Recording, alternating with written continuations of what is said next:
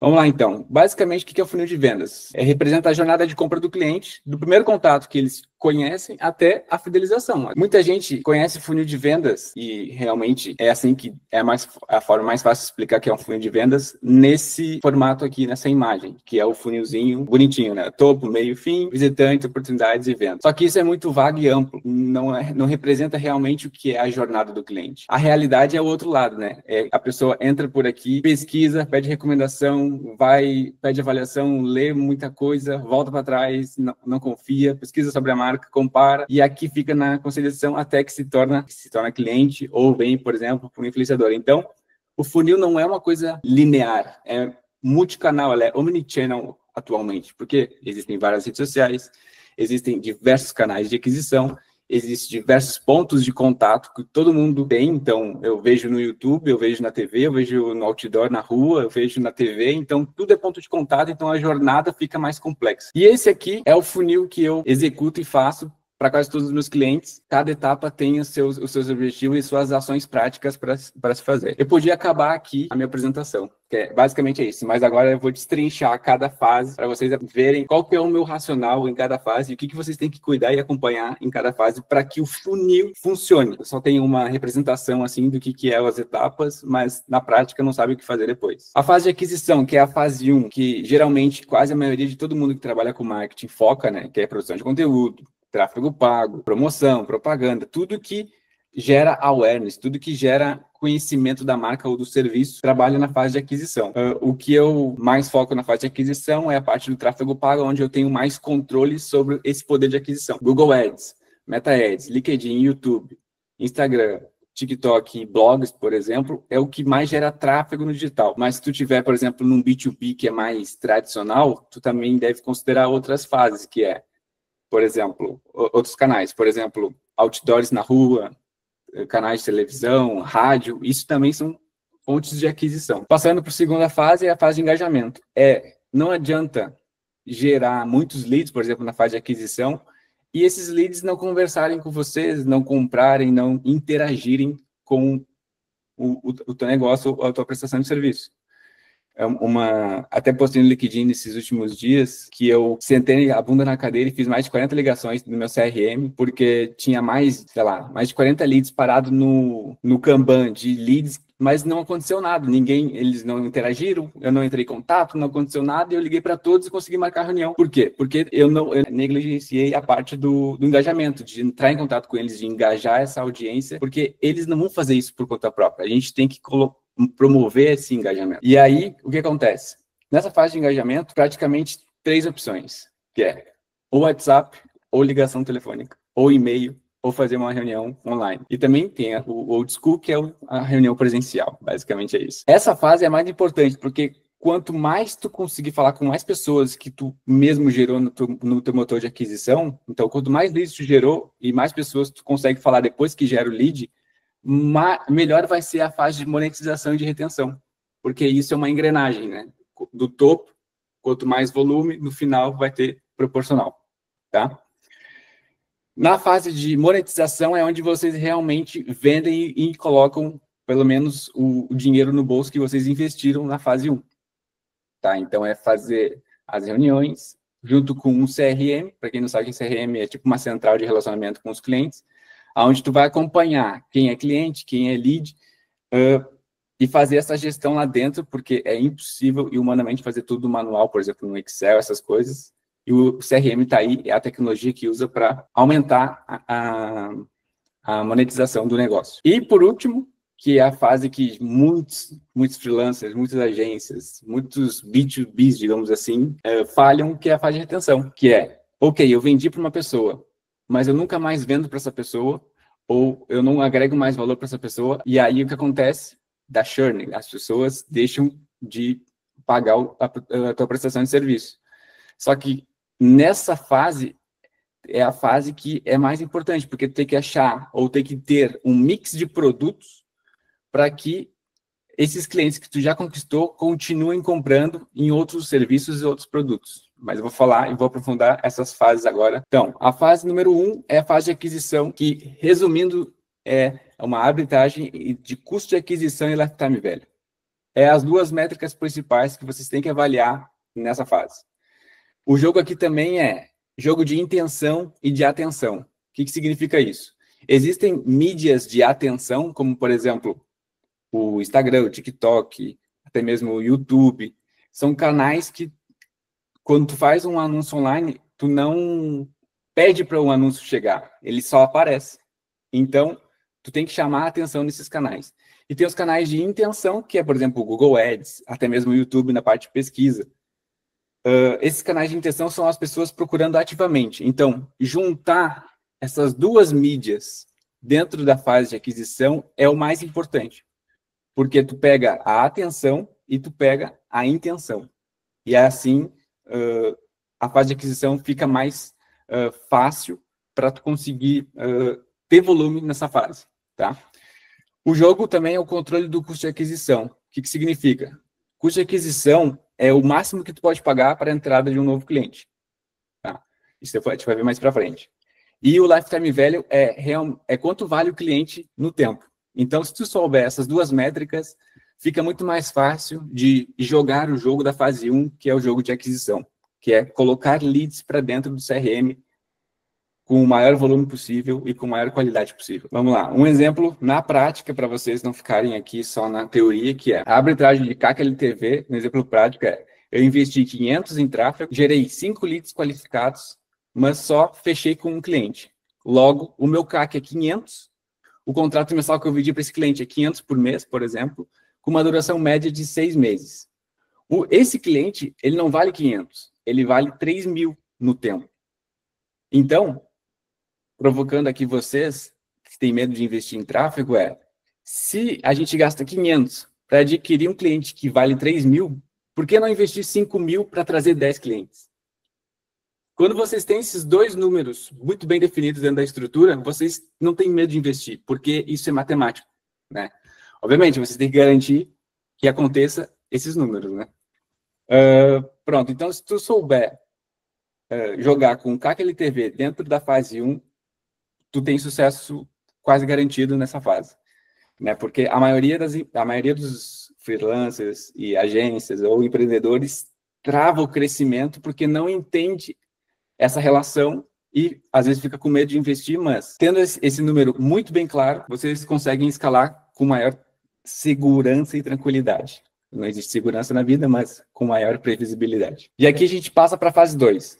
A fase 2 é onde muita gente não negligencia e deixa de trabalhar, porque foca muito na fase 1, que é a aquisição, que é gerar leads, eu quero gerar leads, eu quero gerar contato, eu quero gerar, mas depois não trabalha esses leads como deveria ser. E aí, o jogo aqui é pegar esses leads e transformar em agendamentos de reuniões. Porque nas reuniões que acontece tudo, nas reuniões que tu fala com o cliente, na reunião que tu consegue vender e apresentar o serviço, na reunião é que tu consegue realmente ter a previsibilidade de vender algo. Então, geralmente, para gerar reuniões, tu tem que ter várias perguntas respondidas que eu coloquei ali embaixo, que é, qual que é o teu posicionamento? Então, muitas pessoas só viram lead porque são curiosas, mas não sabem realmente o que tu oferta. Então, se tu tem um posicionamento forte e claro, as pessoas vão querer falar contigo por esse motivo. A proposta e a oferta do serviço muitos freelancers, por exemplo, e até agências, vendem o serviço como se fosse o commodity. Commodity é tipo café, feijão, coisa que tem abundância. Mas quando tu coloca uma oferta que tem uma promessa que transforma, geralmente o pessoal que vira lead quer falar contigo logo, não fica no esquecimento, digamos assim. Depois tem a parte de precificação, que é o teu posicionamento como prestador de serviço ou negócio. Então, tem que ter uma margem, tem que ter ali um ticket para tu conseguir depois reinvestir no negócio. E o atendimento dos leads depois que eles são capturados. O que tu faz depois que o lead cai? Tu envia o WhatsApp, tu envia e-mail, alguém entra em contato telefônico, tem alguma sequência de e-mail para ele não deixar a vontade de querer contratar o serviço sumir, por exemplo? E depois tem a credibilidade da empresa e do prestador de serviço. Muitas pessoas, depois que viram lead, só vão pesquisar o teu nome, a tua empresa, depois que já deram os dados. Então, o que hoje na internet tem da tua empresa ou da tua prestação de serviço? eu consigo ter credibilidade, eu consigo ver cases, por exemplo, online, eu consigo buscar na internet mais informação sobre a tua empresa ou sobre a tua prestação de serviço. Então, isso que vai fazer os leads ter mais interesse em falar com vocês nas reuniões. E aí, as métricas de sucesso para acompanhar nessa fase é custo por reunião, que é o investimento total em tráfego, dividido por número de reuniões agendadas. A taxa de agendamento, que é o book rate, que é número de reuniões agendadas dividido pelo número de leads engajados vezes 100, que daí dá uma porcentagem. E a taxa de comparecimento, que é o show rate, que é o número de reuniões realizadas dividido pelas agendadas vezes 100. Tá? Acompanhando essas métricas, vocês conseguem saber o volume de previsibilidade do que vocês podem faturar dentro de um mês ou dentro de um período. E assim vocês sabem se precisam de mais leads ou precisa focar mais na fase de engajamento para agendar mais reuniões. Então, aqui vocês têm mais clareza sobre o processo em cada etapa. Na prática, o que faz a gente conseguir dos leads que não estão engajados, ficarem engajados e marcarem uma reunião? São, geralmente no follow-up, muitas das vezes, quem está lá à frente disso fala assim, quanto que tu pode, como é que está a tua agenda? Tu dá a opção da pessoa querer escolher. Mas se tu tiver com um script comercial bem afinado, tu tem que oferecer datas que realmente tu pode e gerar escassez. Por exemplo, eu tenho essa data hoje, amanhã ou só semana que vem. Tu tem que colocar a data mais específica para conseguir fazer esse agendamento e mostrar para outra pessoa do outro lado que tu está ocupado, que tu não está 100% disponível. E se ela realmente está interessada no teu serviço, ela precisa garantir um slot na tua agenda. Depois, uma coisa que tem funcionado muito, ainda mais esse ano e nos últimos 6 meses que eu estou testando, que é usar a prova social, como enviar um print dos cases ou gravar um vídeo de um case real do que aconteceu para o lead antes da reunião, porque assim mostra que tu já teve o resultado e que tu pode ajudar ele e, no fundo, ele te dá mais, ele te valoriza mais por tu já ter um portfólio de sucesso. Depois, coisa que é básica, né? Disparar lembrete automático para todo mundo que virou lead, mas não engajou. Ligar para todo mundo e reforçar o porquê que é o motivo, por que ele tem que reunir contigo, né? Tipo, uma coisa que vem dando muito certo também para conseguir aumentar o volume de reuniões faz uma oferta no tráfego pago, na aquisição, e depois tu liga para o lead falando que se ele não agendar em X tempo, ele vai perder um bônus ou um benefício que tu pode dar na reunião para ele. Então, é colocar prêmios para ele comparecer na reunião. Depois, follow-up estratégico, que é básico, né? A partir do momento que ele entra de lead, tem que ter 1 hora depois, 24 horas depois, 48 horas depois, para o lead não deixar esfriar, digamos assim, né? Se ele deu contato agora para ti, tu tem que entrar o mais rápido possível, porque senão ele já nem se lembra mais de ti e nem quer mais do serviço, então tem que ser ágil nesse momento. E aí, mais uma vez, usar a prova social e dar um motivo para fazer esse agendamento. E outro ponto aqui que está também funcionando muito bem ao invés de tu mandar mensagem ou um áudio pelo WhatsApp, grava um vídeo para o lead e manda em vídeo o que tu tem para falar para ele, porque assim gera mais conexão antes da própria reunião. Então, são alguns pontos aqui que eu trago e que eu estou testando na prática que tem funcionado, e se vocês também aplicarem, com certeza vocês vão conseguir aumentar a taxa de reuniões e o número de reuniões dentro de um período. E assim a gente entra na fase 3, né? A melhor fase, que é a fase de colocar o dinheiro no bolso, né? A fase de monetização. E aqui o volume é fechar contratos pós-reunião. Então, fez X reuniões, quantos contratos fechou e quantas reuniões tu fez. Então, antes de fazer tudo isso, também tem que saber, antes de executar, tem que saber medir tudo isso, né? Quanto é que está a tua taxa de conversão, como é que está o teu custo de aquisição nessa fase, para tu imprimir mais volume ou melhorar a parte final de vendas, que é a reunião de vendas. Uma coisa que eu falo para todo mundo é que tráfego, que é aquisição, traz clientes, mas o CRM é o que gera lucro. Então, Todo mundo que tu senta na frente para fazer uma reunião, tu tem que ter lá dentro do teu CRM já o dever de casa feito. Então, quem é esse lead, o que ele já fez, onde tu pode ajudar, quais são os pontos fracos dele, o que tu pode gerar de valor para ele que ele não vai pensar duas vezes, vai fechar contigo. Então, isso tem que estar no CRM, na ficha do cliente, para tu ter poder e cartas na manga dentro de uma reunião comercial. E depois, uma coisa que vem mudando aqui nos últimos 6 meses dentro da minha estrutura, que é o conceito Cash One, Cash Return, que eu vou explicar mais para frente, tá? Que também é mais uma métrica para vocês deixarem de ter medo em investir mais e ser mais agressivo, digamos assim.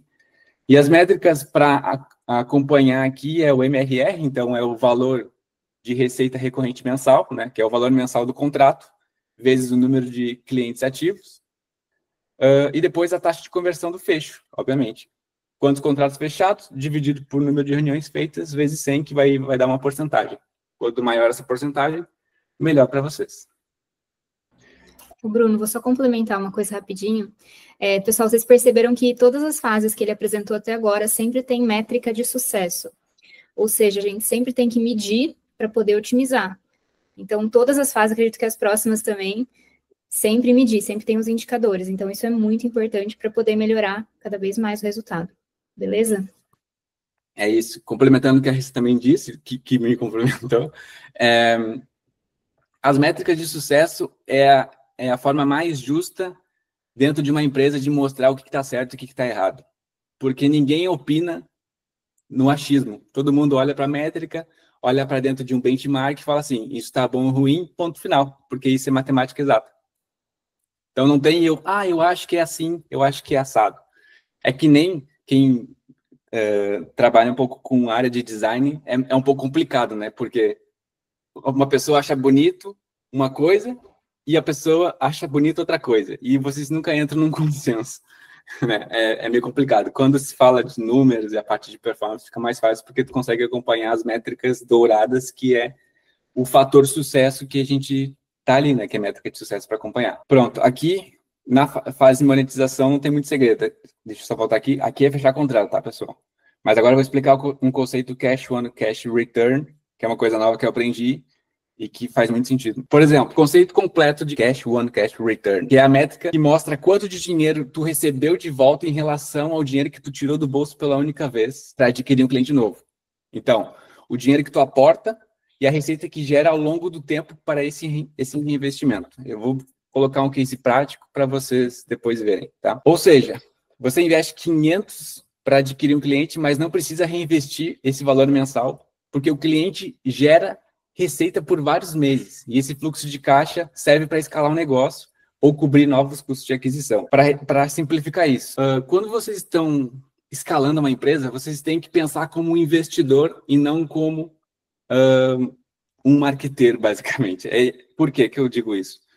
Porque o investidor ele aporta dinheiro para receber no futuro. Só que muitas das vezes a gente só está vendo o que a gente investe no mês e o que tem de retorno dentro do mês. E o conceito do Cash On Cash Return é o que tu aporta, que gera receita, e dessa receita o que tu faz de reinvestimento. Então é o efeito bola de neve. A diferença que eu quero mostrar para vocês é a diferença do ROAS tradicional, que geralmente a gente apresenta para o cliente, versus o COC, que é o Cash On Cash Return. Então o ROAS, para quem não sabe, é a receita gerada do mês dividido pelo investimento do mês. O Cash On Cash Return é o retorno total do capital desembolsado uma vez, né? Que é a receita total do cliente, dividido pelo investimento inicial. Vai ficar mais fácil no próximo slide, tá? Aqui é uma representação de um funil de vendas do que eu estou falando para vocês. A gente tem aqui a fase do custo de aquisição, que geralmente a gente tem prejuízo. Chega numa fase que tem payback, então significa que o que tu gastou já voltou. E depois tem aqui a fase da escala, que é ou continua vendendo o mesmo serviço que segue essa linha, ou continua vendendo para os clientes que vocês já têm na carteira, fazendo upsell e cross-sell dentro da carteira de clientes de vocês, tá? Que é a diferença entre balde furado, que é ter que estar sempre conseguindo novos clientes para faturar, e aqui, que é esse caminho aqui, que é o caminho do churn, ou o caminho que vocês conseguem com vender para as mesmas pessoas o serviço de vocês, que é esse caminho aqui do LTV. O ROAS tradicional, muitas das vezes, a gente apresenta assim para o cliente, né? Olha, investiu 500 do primeiro mês, conquistou um cliente. Investiu 500 no segundo mês, conquistou 2 clientes. Investiu 500 no terceiro mês e não conquistou nenhum cliente. Logo, qual que é o resultado disso? Foram 1.500 investidos, total de receita prevista desses 3 clientes é de 10.800, logo, o retorno vai ser de 7 vezes, né? 10.800 de retorno dividido pelo que foi investido. E aí tu apresenta para o cliente. Olha, fizemos 7 de ROAS, foi excelente o resultado. Mas isso na prática não mostra realmente o valor do dinheiro. Por quê? Porque no Cash on Cash Return, tu consegue ver isso. Por exemplo, a mesma lógica, tá? No primeiro mês, tu investe 500 e consegue um cliente. No segundo mês, tu não precisa investir mais no teu bolso. Esse primeiro cliente gerou uma receita. E essa receita desse cliente, tu reinveste parte da receita. Logo, vocês não colocam no bolso, você reinveste na empresa.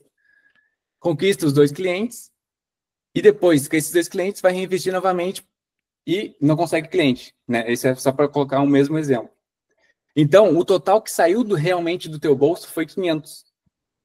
Logo, o total de receita prevista para esses 3 clientes é também 10.800 no mês, no lifetime, mas a conta muda, porque a conta é 10.800 dividido por 500 que saiu do teu bolso. Logo, o retorno foi de 21,6 vezes. Assim, vocês têm que pensar quanto que sai do bolso, e não pensar quanto é que vocês estão investindo todos os meses. É como se fosse o dividendo, né? Você investiu 500, aí você recebeu os dividendos, está investindo o que você recebeu.